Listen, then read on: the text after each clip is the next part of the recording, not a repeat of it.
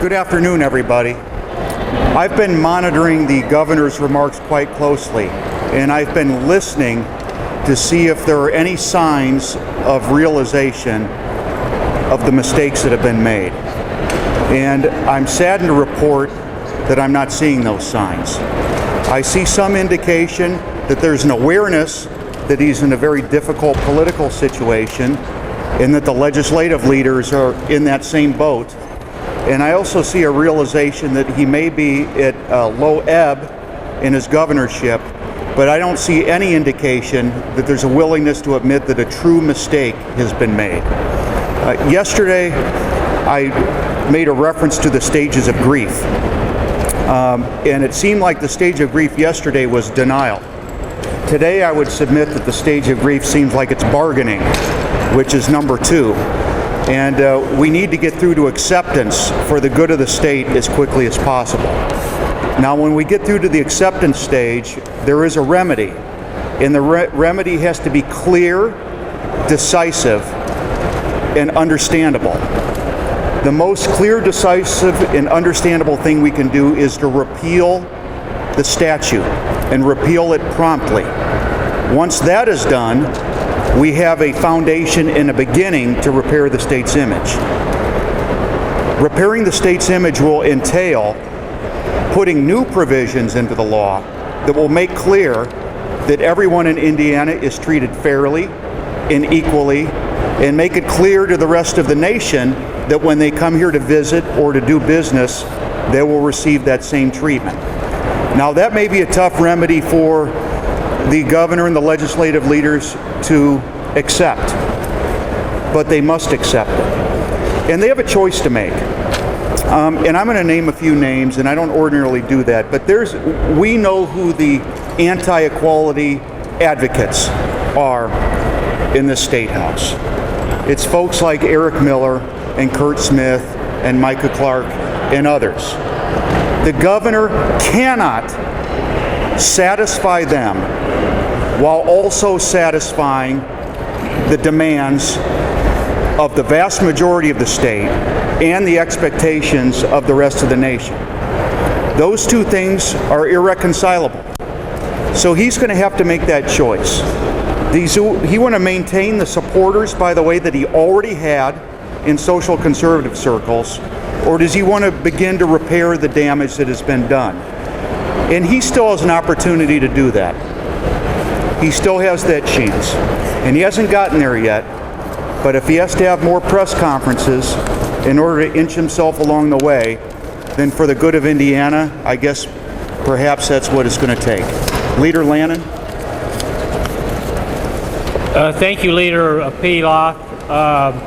I too have been following the comments of the governor and also the other legislative leaders about this matter, and I, of course, as we all did, just heard the governor's comments and his answers in the press conference that he had, and I have to say that in a one word, my reaction is disappointing, because Leader Pelath, you've talked about, you've given us some of the psychology involved here, and I've always heard that one of the things you have to do when you have a problem, a real problem, is to acknowledge it, is to face it. And we're still hearing all of these excuses being put out by the governor that this is a misunderstanding on the part of the press and the opponents to the bill.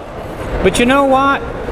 Look at the corporations, the multinational corporations which have looked at this bill, whether it's Apple, whether it's our own Eli Lilly, Cummins, the NCAA, the various other growing list, unfortunately, of corporations, CEOs from corporations that have looked at this bill. And they clearly see something in this bill which is very, very toxic and very, very wrong. They do think that, unfortunately, this bill sends a terrible message about what's going on in the state of Indiana. And so what's happened here is that this situation created by this bill has gone from beyond it just being about the bill and about whether or not the bill has a license to discriminate to the very, very question of, does Indiana discriminate? We know Indiana, the people of Indiana, do not discriminate. We need to put that into law. We need to make a bold statement. The governor talked about he believed there needs to be a bold confrontation of the stain, I think as he called it, that's been brought about by this whole process. And I agree with that, but I haven't heard that bold plan put out by anyone, the governor, nor the speaker, nor the president pro tem. I heard the governor, a glimmer of hope here. I heard the governor say repeatedly that he denounces discrimination, that he thinks discrimination against gays, against people based upon sexual orientation is wrong. Well, then you should be a supporter of our idea to amend the Indiana Civil Rights Act to add sexual orientation as a protected class. And I think if the governor realizes that, he will be joining the majority of the people of the state of Indiana. The governor's exactly right. The people of the state of Indiana do not believe in discrimination.